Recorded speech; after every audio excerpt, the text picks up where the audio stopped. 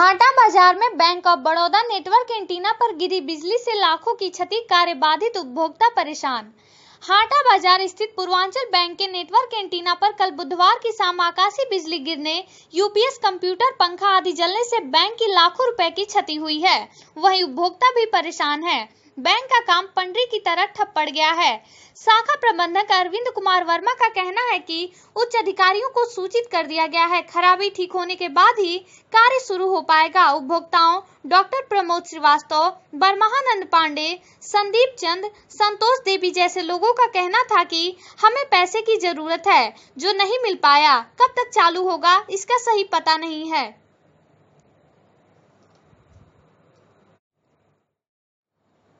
Bansgaon police ने प्रतिबंधित पेड़ों की कटान करने वाले अभियुक्त को किया गिरफ्तार।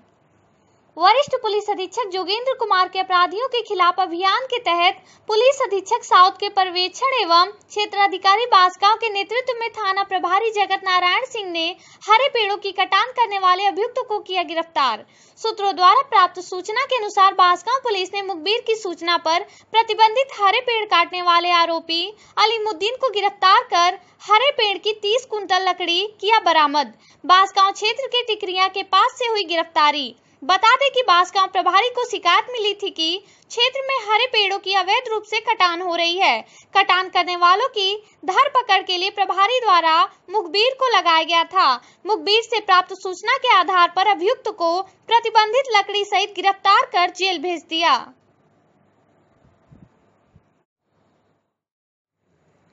सड़क पर गड्ढे या गड्ढों में सड़क।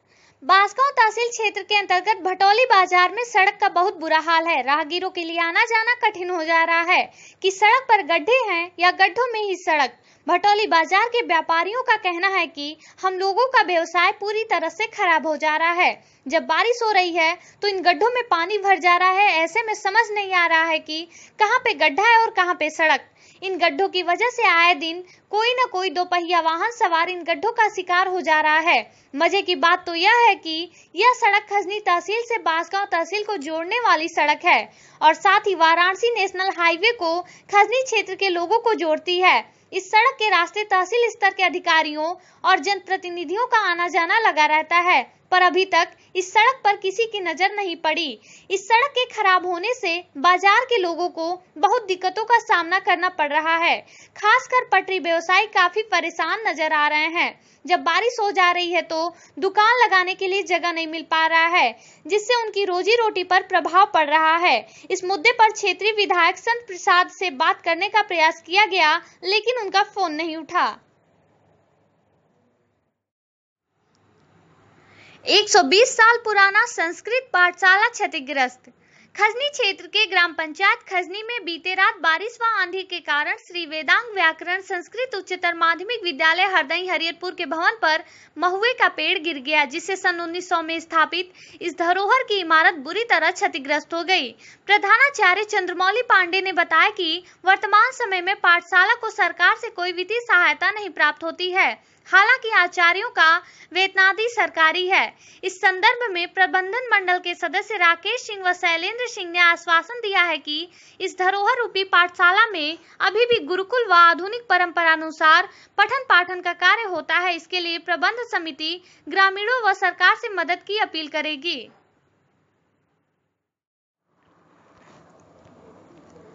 परी इलेक्ट्रॉनिक का हुआ भव्य शुभारंभ। भटौली बाजार क्षेत्र के कुचैटा चौराहे पर आज परी इलेक्ट्रॉनिक एवं मोबाइल की दुकान का शुभारंभ हुआ, जिसका उद्घाटन मनोज यादव जिला पंचायत प्रत्याशी वार्ड नंबर 56 के द्वारा किया गया। मौके पर समाजवादी नौजवान सभा जिला अध्यक्ष हरिओम यादव, हरेंद्र यादव, राजेंद्र प्रसाद, बालचंद्र बालेंद्र, गुलशन राहुल, सुनील गुप्ता, डिम्पू मौर्य व अन्य लोग उपस्थित रहे। गोला तहसील क्षेत्र में संतान की दीर्घायु के लिए माताएं रखी निर्जला व्रत। आज जुमला क्षेत्र के देवकली, अहिरौली, बरपार, दोरमाहा, ददरा, धनौली, महुलिया, भटनी पार सहित विभिन्न गांव की महिलाएं जीवित पुत्री का व्रत रख अपने पुत्रों के दीर्घायु, आरोग्य और सुखमय जीवन की मंगल कामना के लिए व्रत रखी। जीवित पुत्री का व्रत को ज्योतिया, जीतिया या जीत मुत वाहन व्रत के नाम से भी जाना जाता है, जिसमें माताएं दिन भर निराजल रहकर अगले दिन पारण करती हैं। माताएं दिन भर निराजल रहकर दोपहर बाद गांव की महिलाएं एक जगह एकत्र होकर गांव से 12 बरियार के पौधे से विनती करती हैं, उनके पुत्र के दीर्घायु की प्रार्थना ईश्वर तक पहुंचा दें।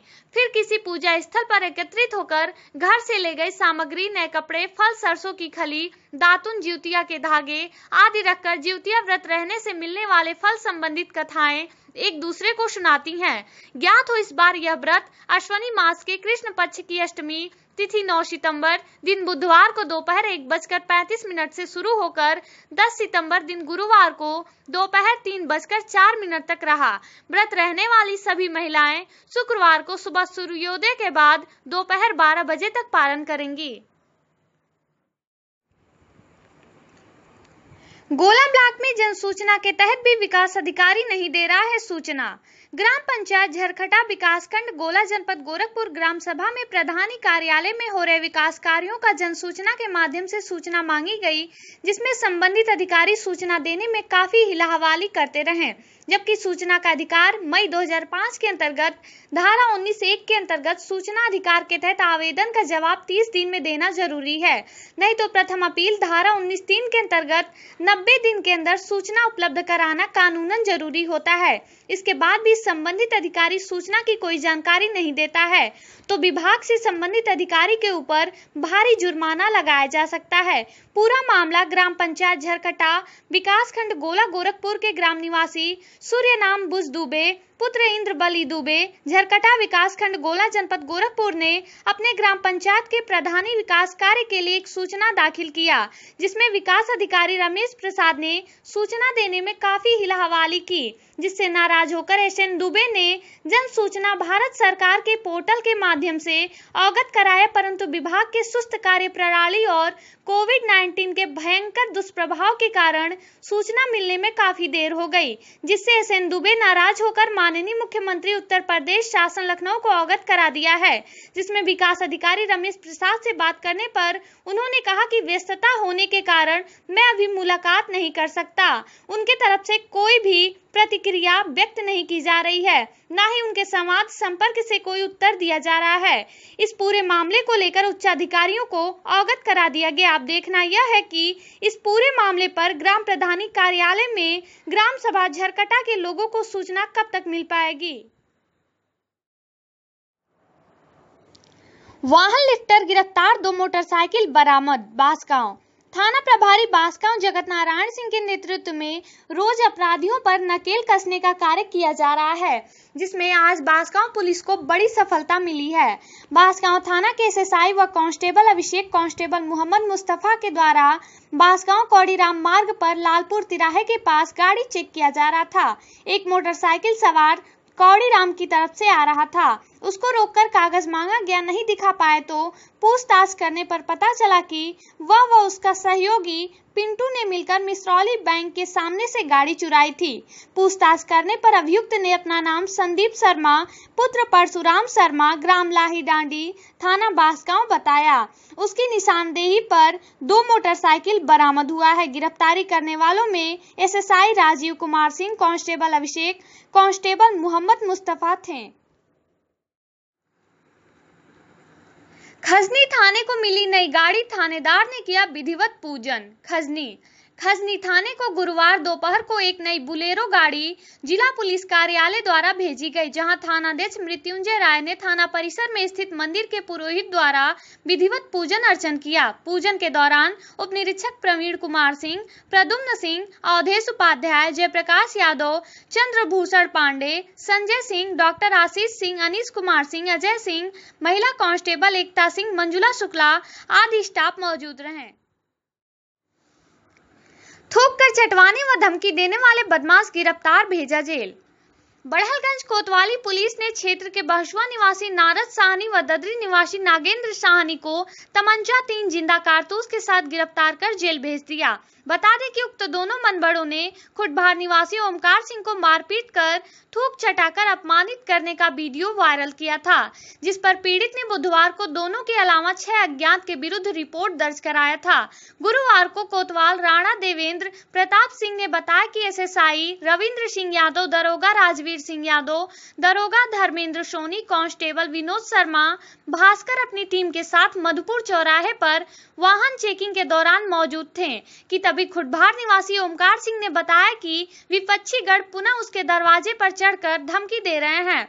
सूचना पर पुलिस टीम नारद साहनी व नागेंद्र साहनी को तमंचा व 3 कारतूस के साथ गिरफ्तार कर धारा 147, 323, 269, 270, 504, 506, 507 तथा 325 आर्म्स एक्ट के तहत गिरफ्तार कर जेल भेज दिया।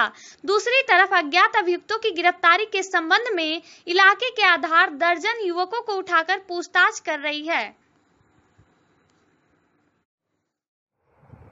एसएसपी जोगेंद्र कुमार के अपराधियों के खिलाफ अभियान के तहत एसपी साउथ के पर्यवेक्षक सीओ गोला के नेतृत्व में एसएचओ गोला संतोष सिंह को सफलता। गोला पुलिस को मुखबिर की सूचना पर मिली सफलता। बढ़लगंज थाने से गैंगस्टर एक्ट में वांछित आरोपी गिरफ्तार। गैंगस्टर का वांछित साथी अभियुक्त सुनील सोनकर गिरफ्तार।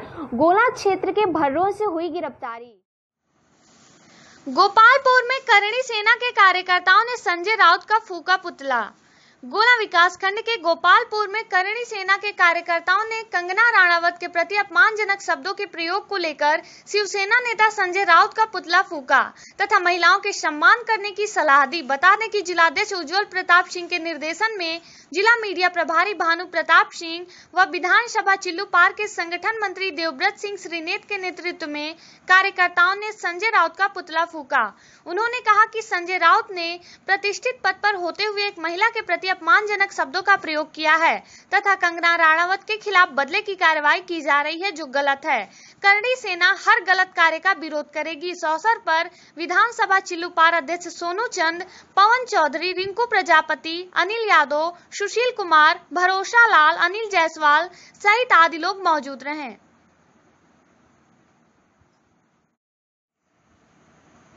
सीएम को व्यापारी नेताओं ने लॉकडाउन खत्म करने पर जताया आभार।